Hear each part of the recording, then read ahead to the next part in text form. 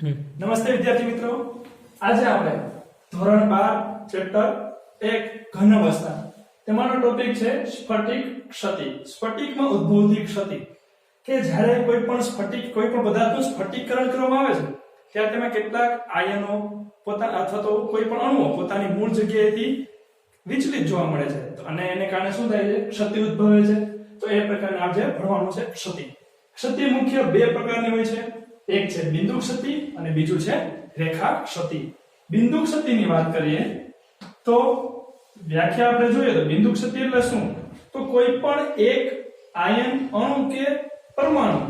કોઈ પણ એક પરમાણુની આજુબાજુ પરિણમતી ક્ષતિ જેને કહેવાય બિંદુ ક્ષતિ. આપણે એક ઉદાહરણ તરીકે એક સ્ફટિક દોરીએ તેમાં આયનો આ રીતે રહેલા હશે અથવા તો પરમાણુ કોઈ પણ એક પરમાણુ આ રીતે દૂર થાય છે સ્વતંત્ર રીતે, બીજો રેન્ડમ ગમે ત્યાંથી આ રીતે એક કોઈ બી પરમાણુ કે અણુ આયન દૂર થાય છે અને બીજાને કોઈ સાથે કંઈ લેવા દેવા છે નહીં, કોઈ પણ એક બિંદુને અનુસરે છે. તો આ પ્રકારની જો ક્ષતિ હોય તો એને આપણે કહેશું બિંદુ ક્ષતિ. બીજું છે રેખા ક્ષતિ. નામ જ કે છે રેખા. એક જ લાઈનમાં કોઈ પણ આ રીતે આપણે સ્ફટિક દોરી લઈએ તો જેટલા પણ અણુ પરમાણુ આયન દૂર થાય છે કોઈ પણ એક જ રેખામાંથી પસાર થશે આ રીતે. ઓકે, અને પોતાની મૂળ જગ્યાએ શું ઉત્પન્ન કરે છે? અવકાશ ઉત્પન્ન કરે છે, ખાલી જગ્યા જેને આપણે કહીએ છીએ અવકાશ.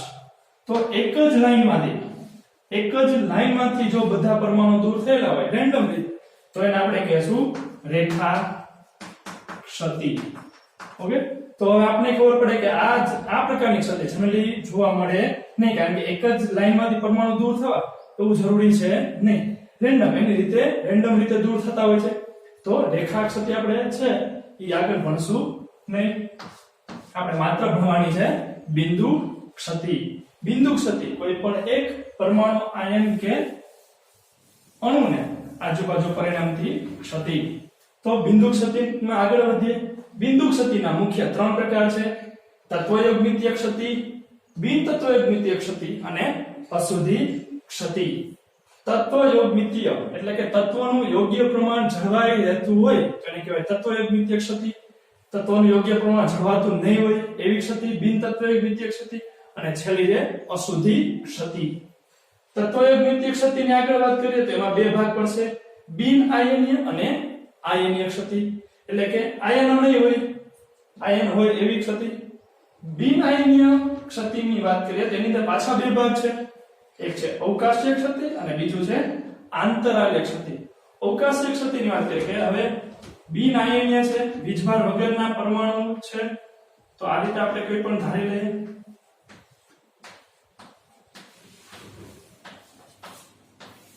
અવકાશીય ક્ષતિ કોઈ પણ એક આપણે સ્ફટિક જોઈએ છે તો એની અંદર પરમાણુ દૂર થાય છે અને સ્ફટિકની બહાર જતો રહે છે અને પોતાની જગ્યાએ શું ઉત્પન્ન કરે છે? તો ખાલી જગ્યા ઉત્પન્ન કરે છે, એટલે કે અવકાશ ઉત્પન્ન કરે છે. તો અવકાશ ઉત્પન્ન કરે છે એટલે આપણે કહીએ છીએ અવકાશીય ક્ષતિ. અવકાશ ઉત્પન્ન કરે છે એટલે આપણે કહીએ છીએ અવકાશીય ક્ષતિ. કુલ કદ એવું ને એટલું છે. પરમાણુ દૂર થાય છે તેથી વજનમાં તો ઘટાડો થશે એટલે ઘનતા શું થાય? તો ઘનતા શું થશે? ઘટે છે. પરિણામે ઘનતા ઘટે છે. તો અવકાશીય ક્ષતિ. બિન આયનીયમાં ભણીએ છીએ અવકાશીય ક્ષતિ. કોઈ પણ પરમાણુ છે એ શું થાય છે? પોતાની જગ્યાએથી નીકળી જાય છે અને અવકાશ ઉત્પન્ન કરે છે અને પરમાણુ બહાર નીકળી જાય છે તો એને કારણે ઘનતામાં શું થાય છે? ઘટાડો થાય છે. બીજો પ્રકાર છે આંતરાલીય ક્ષતિ. આંતરાલીય ક્ષતિની વાત કરીએ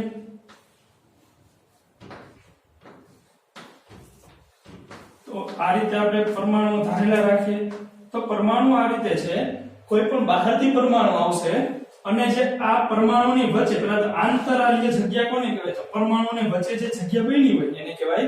આંતરાલીય જગ્યા. તો આ જે પરમાણુની વચ્ચે જગ્યા છે, નવો પરમાણુ આવશે એની વચ્ચે ગોઠવાઈ જશે આ રીતે. ઓકે, આપણે બે પરમાણુ ધારી લઈએ તો બે માન્ય પરમાણુ એવા એ ક્યાં ગોઠવાના? તો આંતરાલીય જગ્યામાં ગોઠવાના. તો આ જે આંતરાલીય જગ્યા ત્યાં આવીને ગોઠવાના એટલે એનું નામ પડ્યું છે આંતરાલીય ક્ષતિ. દેખાય છે આપને ઘનતામાં શું થશે તો ઘનતા વધે છે કે કારણ કે બહારથી પરમાણુ અંદર આવે છે અને ઘનતામાં શું થાય છે વધારો થાય છે તો બિનાયનીય ક્ષતિ એમાં આપણે હતા અવકાશીય ક્ષતિ અને આંતરાલીય ક્ષતિ અવકાશીય ક્ષતિમાં ઘનતા ઘટે છે જ્યારે આંતરાલીય ક્ષતિમાં ઘનતા વધે છે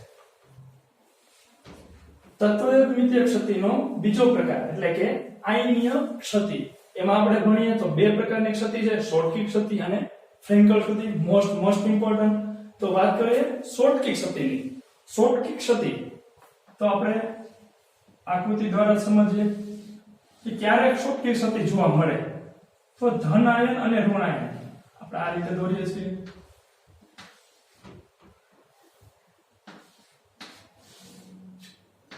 ધન આયન કદમાં થોડા નાના છે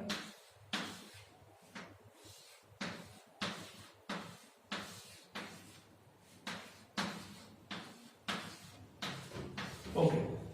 કદમાં જે મોટા છે બધા ઋણ આયન છે કદમાં નાના છે એ બધા ધન આયન છે ઓકે તો ધન આયન અને ઋણ આયન શોર્ટકી ક્ષતિ ક્યારે ઉદ્ભવે તો પહેલા તો ધન આયન અને ઋણ આયન જે છે એમની વચ્ચે કદ તફાવત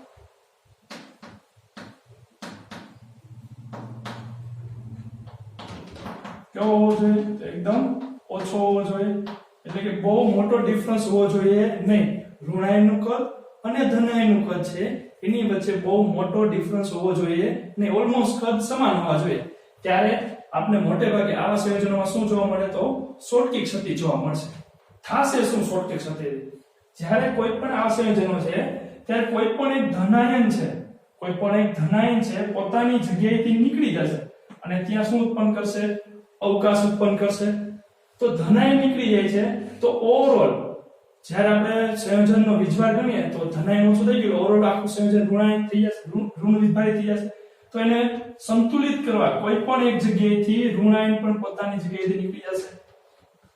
અને પોતાની જગ્યાએ શું ઉત્પન્ન કરશે અવકાશ ઉત્પન્ન કરશે એનાથી ઊંધું જો ક્યાંયથી ઋણાયન નીકળે છે તો એટલી જ સંખ્યામાં કોઈ પણ એક જગ્યાએથી ધનાયન નીકળી જશે એટલી સંખ્યામાં કોઈ પણ એક ધનાયન નીકળી જશે આ રીતે તો ધનાયન અને ઋણાયન દૂર થતા ધનાયન અને ઋણાયનની સંખ્યા હંમેશા કેવી હશે સરખી હશે એટલે જ આપણે કહીએ છીએ તત્વયુગ્મિતીય ક્ષતિ તત્વનું યોગ્ય પ્રમાણ જળવાવું જોઈએ તો તત્વયુગ્મિતીય ક્ષતિ વીજભાર રીતે પેલા તટસ્થ હતી ને હજી પણ કેવી છે તટસ્થ છે આખા આપણે ક્ષતિ પોઈન્ટમાં વિદ્યુતીય રીતે હંમેશા તટસ્થ જવું જોઈએ ક્યાંય પણ વિદ્યુતીય રીતે આપણે ઇમ્બેલેન્સ થાય એવું ચાલશે નહીં ઓકે તો વિદ્યુતીય રીતે હંમેશા ફરજિયાત તટસ્થ રાખવું પડશે તો વિદ્યુતીય તટસ્થ છે તો કદ તફાવત પહેલા કેવો હોવો જોઈએ ઓછો હોવો જોઈએ શું થાય છે પરમાણુ પોતાની જગ્યાએથી નીકળી જાય છે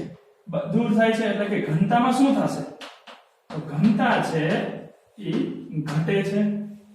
ઓકે ચલો કદ તફાવત આપણે ભણી ગયા તો હવે સંવર્ગાંક ભણીએ કે સંવર્ગાંક કેવો હશે હવે આપણે જોઈએ છે કે બેયનું કદ ઓલમોસ્ટ સરખું છે આવા સંયોજનો છે એના સંવર્ગાંક કેવા હોય ઊંચા હોય કારણ કે સેન્ટર એટમ મોટો છે તેની આજુબાજુ તમે જ્યારે પરમાણુ ગોઠવો છો તો શું થશે વધુ ગોઠવી શકશો તો કોઈ પણ એક પરમાણુ છે એની આજુબાજુ તમારે એવડા જ કદના બીજા ગોઠવવા છે તો તમે વધારે પરમાણુ ગોઠવી શકો એનો મતલબ સંવર્ગાંક શું થશે ઊંચો થશે ઓકે સંવર્ગાંક કેવા હોય ઊંચા હોય એ સિવાય ઉદાહરણની વાત કરીએ તો ઉદાહરણ કોણ આવશે તો આપણી પાસે છે NaCl KCl CaCl અને AgBr ઓકે તો કદ તફાવત કેવો હોવો જોઈએ ઓછો હોવો જોઈએ ધનાયન અને ઋણાયનના કદ જે છે એની વચ્ચે બહુ મોટો તફાવત હોવો જોઈએ નહીં ઘનતા શું થાય છે તો ઘટે છે સંવર્ગાંક કેવા હોવા જોઈએ ઊંચા હોવા જોઈએ ઉદાહરણની વાત કરીએ તો NaCl KCl CaCl અને AgBr છે આપણે આગળ ભણશું કે ફ્રેન્કલ ક્ષતિમાં પણ આવે છે ક્લિયર આ સિવાય એક ત્રિરાશીમાં મૂકવાની આવે છે તો આપણે કહેશું કે કેટલી ક્ષતિ શોર્ટકી ક્ષતિ છે કઈ પ્રમાણે હોય છે 10 ની 16 ઘાત જેટલા આયનો હોય ત્યારે એક ક્ષતિ જોવા મળે છે 10 ની 16 ઘાત જેટલા આયનો હોય ત્યારે એક ક્ષતિ જોવા મળે છે આપને ખબર છે કે 1 સેન્ટીમીટર ક્યુબ પદાર્થ હોય આપણી પાસે એની અંદર કેટલા આયનો હોય 10 ની 22 ઘાત જેટલા આયનો હોય છે 10 ની 22 ઘાત જેટલા આયનો છે તો આપણે 83 મૂકી શકીએ તો આપણે ખબર પડી જાય કે 1 સેન્ટીમીટર ક્યુબ હોય તો કેટલી ક્ષતિ મળે 10 ની 6 ઘાત જેટલી ક્ષતિ મળે ક્લિયર તો યાદ રાખવાનું છે 10 ની 16 ઘાત જેટલા આયનો હોય ત્યારે એક ક્ષતિ તો આપણે 83 મૂકી દયો એક ક્ષતિ હોય તે 10 ની 16 ઘાત જેટલા આયનો હવે ન્યાથી તમે મૂકો તો થઈ જશે તો 10 ની 6 ઘાત જેટલી ક્ષતિ આપણે 1 સેન્ટીમીટર ક્યુબમાં જોવા મળશે શોર્ટકી ક્ષતિ ક્લિયર ઓકે ફ્રેન્કલ ક્ષતિ ભણીએ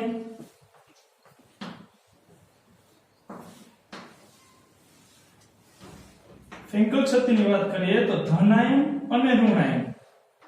જે છે એમાં તમને કદ તફાવત બહુ મોટો દેખાશે ધનાયન અને ઋણાયન વચ્ચે કદ તફાવત બહુ મોટો દેખાશે આ બધા જે છે એ કદમાં મોટા છે બધા ઋણાયન છે તો પહેલો તો પોઈન્ટ આપણે શું લખશું કદ તફાવત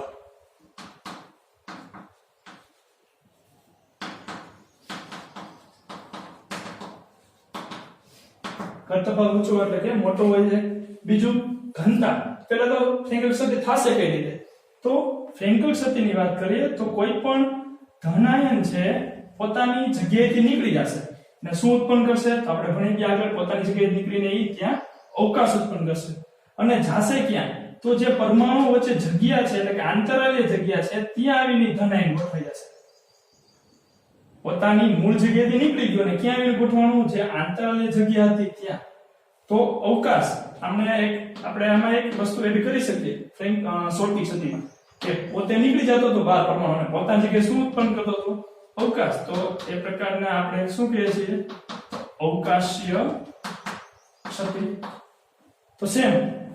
આમાં શું થાય છે આંતરાલીય જગ્યા જાય છે તો આને આપણે શું કહી શકીએ આંતરાલીય ક્ષતિ પણ કહી શકીએ ઈ સિવાય બીજા બે નામે ઓળખાય છે કે પોતાની જગ્યાએ અવકાશ ઉત્પન્ન કરે છે ઘણીવાર એને અવકાશીય ક્ષતિ પણ કહેવામાં આવે છે અને એક વસ્તુ જોવો તો આ આંતરાલીય જગ્યા જે હતી ને ઓલરેડી અવકાશ હતું આ ધનાયન છે એ અવકાશમાં જાય છે એટલે કે જે આંતરાલીય જગ્યા હતી ત્યાં ને પોતાની જગ્યાએ શું ઉત્પન્ન કરી ખાલી જગ્યા ઉત્પન્ન કરી તો એક પ્રકારનું વિસ્થાપન થયું તો વિસ્થાપનીય ક્ષતિ તરીકે પણ ઘણીવાર એને ઓળખવામાં આવે છે પણ જનરલી મોટે ભાગે એને શું નામ આપવામાં આવશે આંતરાલીય ક્ષતિ તો આંતરાલીય ક્ષતિ બીજું આપણે વાત કરીએ સંવર્ગાંક